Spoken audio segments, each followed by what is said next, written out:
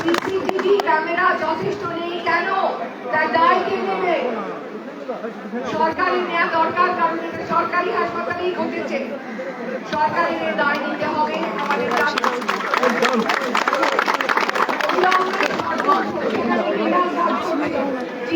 সরকারি ব্যবস্থা, সরকারি সংস্থায় এরা কাজ করছে, সুরক্ষার বন্দোবস্ত যত তাড়াতাড়ি সম্ভব করা হোক এবং নিরপেক্ষ তদন্ত চালানো হোক। আমাদের দুজনের পিছনে দুটো ছেলে চলে যাবে।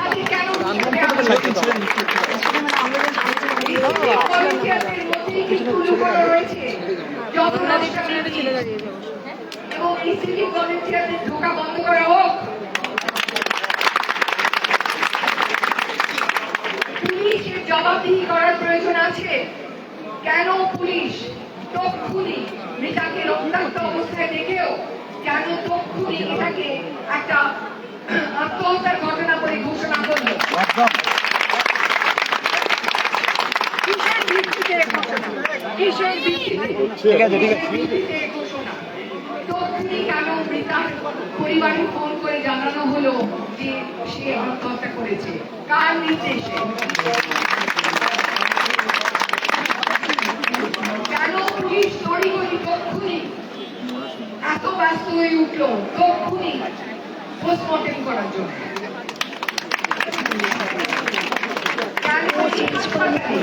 যেখানে এরকম সেখানে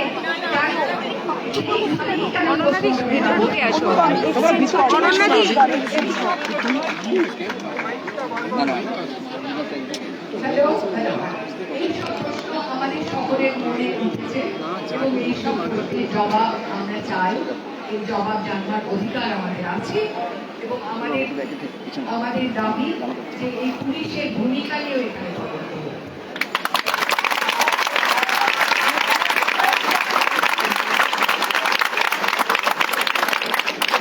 আমার আর কিছু বলার নেই। আমার খুব শরীর খারাপ, তাই নিয়েও আমি এসেছি, কারণ আমার মনে হচ্ছে আসাটা দরকার। আমি শুধু ছাত্রদের বলতে পারি, ছাত্রছাত্রীদের বলছি, আমার কণ্ঠ তোমাদের কণ্ঠের সঙ্গে মেলানো।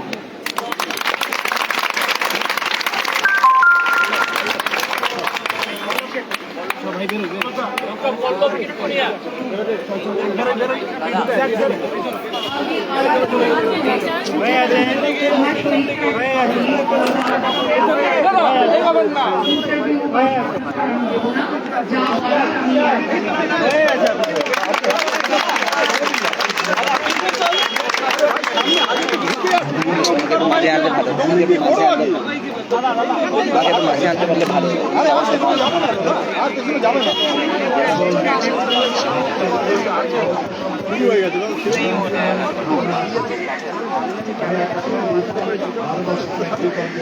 অসুবিধা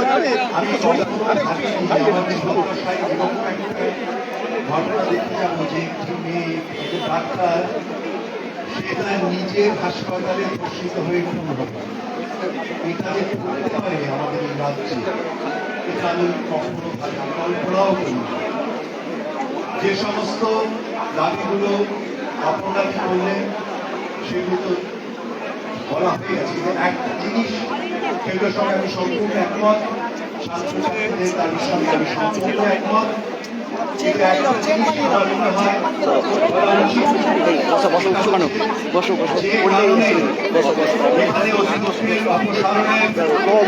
কথা